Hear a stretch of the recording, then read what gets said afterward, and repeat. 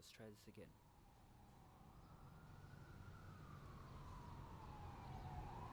I don't even know how to start this, but I guess I'll just say it straight. I loved you. And not in some half-hearted, temporary way, but in a way that made the whole city feel alive. When I when I walked these streets at night, I saw pieces of you everywhere. Every night train, every empty street, every neon light in a store window, even every song that I was writing, somehow all tied back to you. You were in everything. You were the first thing I thought of when I woke up, and the last thing that I prayed about before I fell asleep. It wasn't just love. It was obsession. The good kind, of course. The kind where after years of trying and pain and all that other crap, you believe you found her forever. And I swore deep down that nothing could break us. I swore that even if the whole world had turned cold, you would always be my warmth. I thought that what we had was unshakable. And if I ever lost you, I'd lose myself too. But somewhere, somehow, the story changed. The way you looked at me, it wasn't the way you used to. And the late night calls that once saved me turned into unanswered messages, excuses.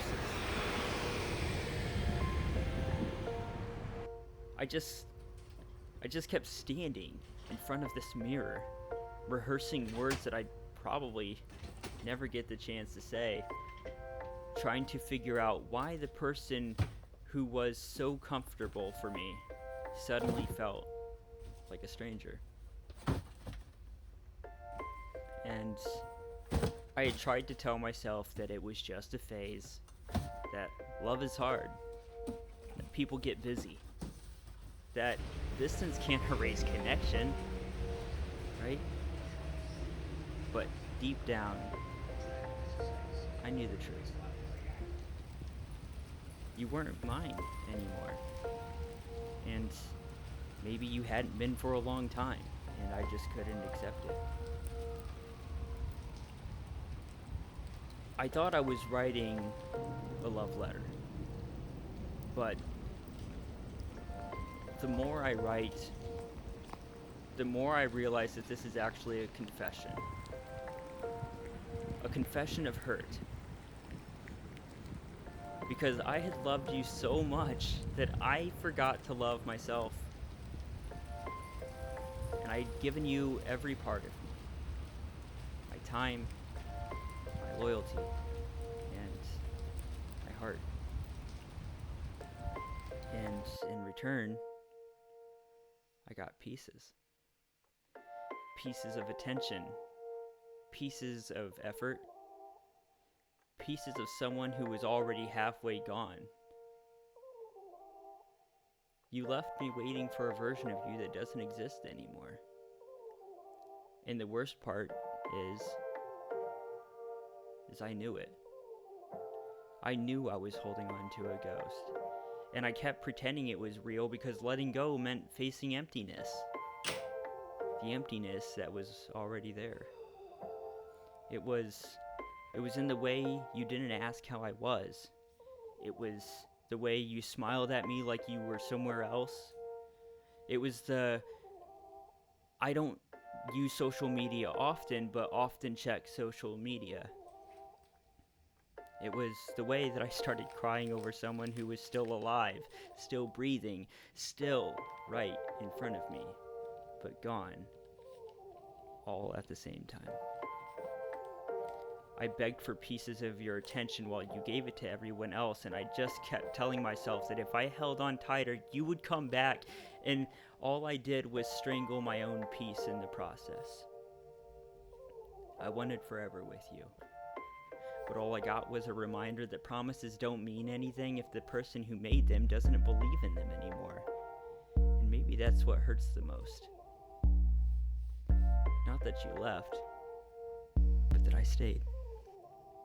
I stayed long after I should have walked away. I stayed when the silence screamed louder than words, and I stayed when I was breaking. And I stayed until the only thing left of me was the shadow of someone who used to feel alive. So maybe this letter was never meant for you. Maybe it was meant for me to finally tell the truth. The truth is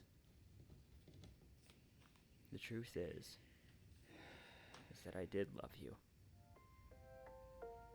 more than I thought was possible. And I wanted you to be my forever. But I can't keep bleeding for someone who already let go. So I'll fold these words, put them away, and set myself free.